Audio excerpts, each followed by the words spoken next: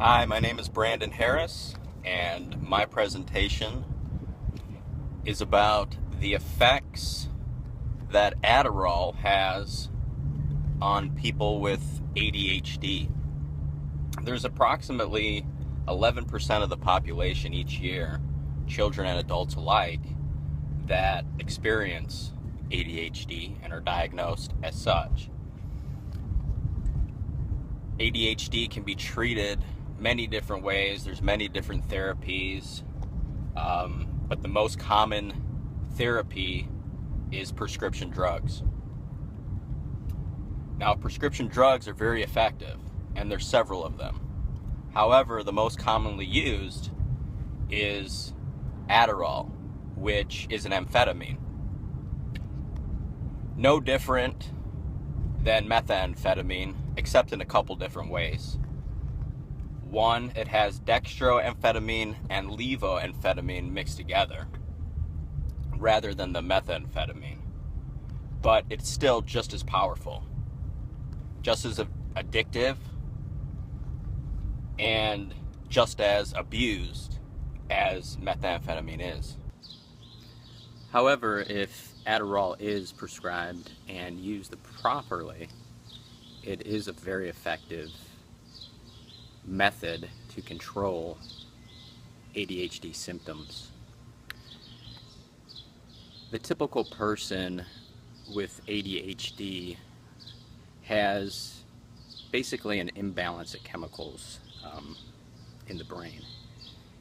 That would be chemicals such as serotonin, norepinephrine, and especially dopamine. So what the Aderrall does, it balances out these chemicals in such a way that allows the sufferer to actually keep focus. It slows down their thinking and allows them to pay attention and listen and stay focused on a specific subject. See, the problem with sufferers of ADHD is that their thought process is constantly moving. Unlike the normal that's able to focus on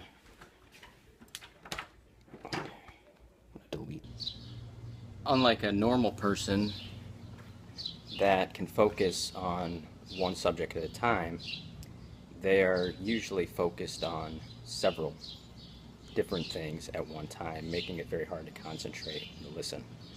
So Aderrall helps to control this. Now, the problem that Aderrall has is that if it's not prescribed correctly, or if it's abused, it can cause really bad side effects. One being Aderrall psychosis. Now, Aderrall psychosis is a mental condition that simulates schizophrenic behavior, multi-personality behavior, and bipolar behavior. So it's not the actual person per se, but it's actual drug that's causing the brain chemicals that come out of balance and cause them to go into a psychosis. They experience hallucinations, delusions of grandeur, paranoia, hear voices, and basically are not in the real world. And the scariest part is they don't know it. So if it's not treated and this condition persists, it could actually turn into a much worse mental condition or even lead to possible death. So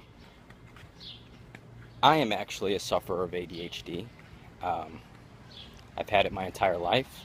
I wasn't diagnosed until I was an adult in 2010. I have used several different medications, and one being Aderrall, and I experienced Aderrall psychosis, and that's why I chose this subject.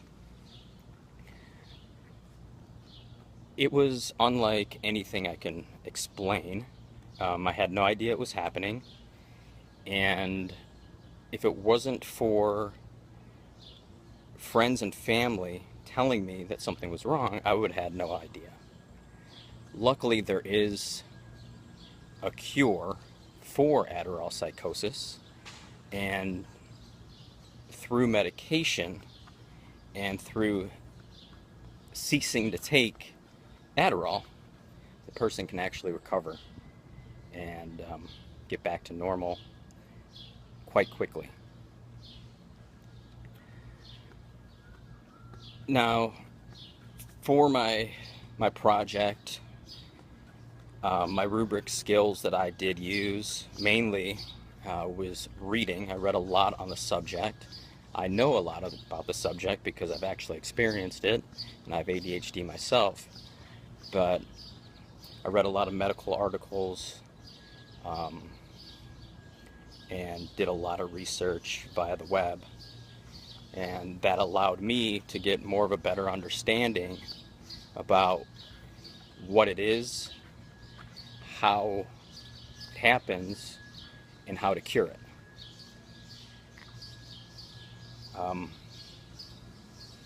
So, if anyone out there that's watching this thinks they might have ADHD, or does have it for that matter, maybe you've been through some of the same experiences, or maybe you're trying out new medication, the one thing that I could suggest is to definitely try many medications to see what actually works for you, because not all of them work. And then just be aware about the effects of Aderrall and how it can lead to a psychosis. If it is prescribed correctly, like I said before, and used correctly, it helps symptoms greatly.